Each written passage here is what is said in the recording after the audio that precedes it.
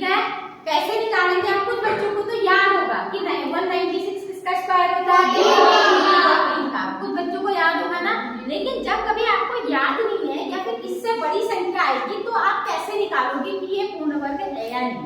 तो आपने क्या करना है, 196 लिखा मैंने, इसके आपने गुणनखंड कर देने हैं। इसके आपने क्या कर देने हैं, गुणनखंड। अब गुणनखंड करना आपने 6 में भी सीखा है, 7th में भी सीखा है। इसके इकाई में क्या अंक है, 6 है। तो 6 में किस संख्या का भाग पूरी बात? आपको मेरी बात ध्यान से सुनेंगे। आपको पता है कि 2 का भाग किन संख्याओं में पूरी बार चला जाता है, जिनके इकाई में 0, 2, यानी 0, 2, 4, 6 और 8 जिनके इकाई के स्थान पर आता है, यानी वंश में जिसका आता है, उनमें 2 का भाग पूरी बार चला है। अब यहाँ पर क्या है, 6, इसमें 2 का भाग जाएगा नहीं जाएगा। तो 2 का भाग 1 में तो नहीं जाएगा, 19 में कितने बार जाएगा, 2 9 2 9 18। अब आपने अपने दिमाग के अंदर क्या लेना है, 19 में 18 माइनस करो, 1 और 6 से आप क्या बन गया, 16। 1 और 6 से क्या, ये आपका जो घट के आया वो है और ये 6 है, तो 16 बन गया।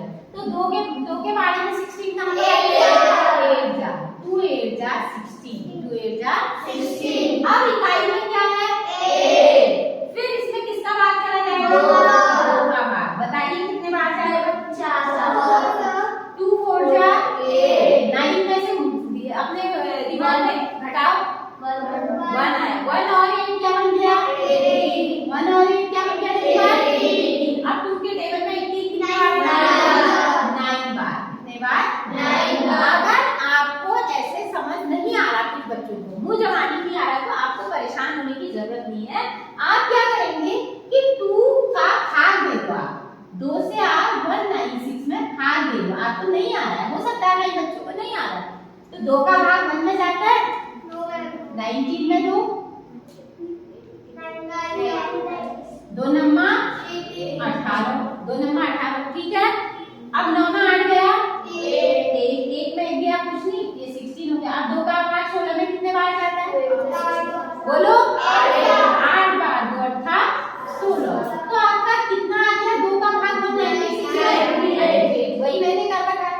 अब आपको फिर भी समझ में नहीं आ रहा, तो 98 में फिर 2 का भाग दे दो, 2 चक्को 8, कितना आया घट के, फिर 8 का 1 2 का टेबल में 9 कितने बार आया, पूरी बार आ रहा नहीं आ रहा पूरी। अब किससे भाग जाएगा, क्या 2 से भाग जा सकता है, अब 3 से भाग चेक करेंगे, किससे भाग चेक करेंगे, अब 3 से विभाज्यता का नियम क्या आपको याद है, एक बच्चा खड़े होकर बता दो फिर, हाँ बोलो जी। हम दोनों नंबर को प्लस करेंगे और अगर वो 3 की भारी मात्रा होगा तो वो 3 से पूरी बार दौड़ के इधर आ जाओ, जोर से ऐसे बोलना है कि सब बच्चे भी सुन लें कि 3 के विभाज्यता का नियम क्या है। अगर हमारे पास कोई संख्या है, अगर हम उन दोनों संख्याओं को जोड़ेंगे और जो नंबर आएगा अगर वो 3 के बारे में आता है तो पूरी बार चले जाएगा। Very good. यानी 2 ही नंबर्स की बात नहीं है, अगर ज्यादा नंबर्स है, 2 की जगह 4 है, तो भी आप जितने नंबर से सबको क्या कर देंगे, जोड़ देंगे, सभी नंबर्स को आपस में जोड़ देंगे। जैसे इसमें कौन कौन है, 4 और 9, 4 और 9 को प्लस करो, कितना आया, 13।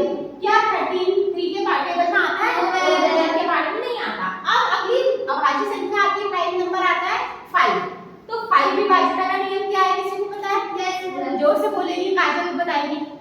कोई भी संख्या की इकाई अंक में 0, 5 या 10 होना चाहिए। अगर वो उस संख्या के इकाई में होगा तो वो 5 से पूरी बार भाग।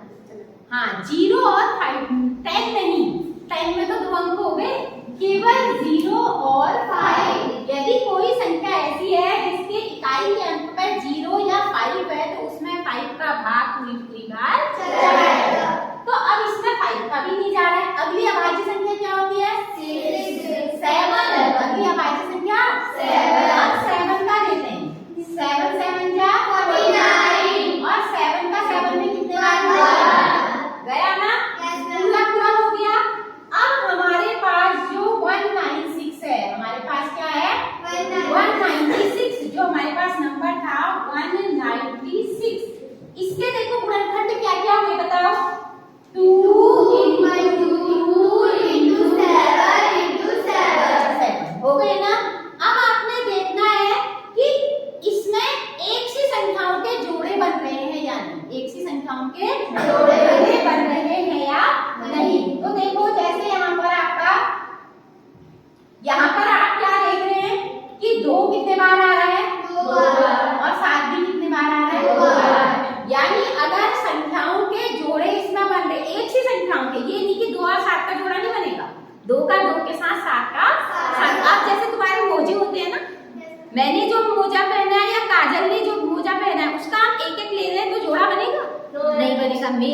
मेरे जोड़े बनेंगे और काजल के मोजे काजल का जोड़ा बनेगा, अलग अलग नहीं। तो इसी प्रकार नंबर्स भी एक से होने के, 2 का 2 के साथ और 7 का 7 के साथ। तो यहाँ पर यदि आपका ग्रुप कितने का जोड़ा बन रहा है, जोड़ा मतलब 2 होता है ना, मोजे 2 होते हैं जोड़े में, है ना। ऐसी कई सारी चीजें होती हैं, कान की रिंग होती है, 2 होती हैं जोड़े में।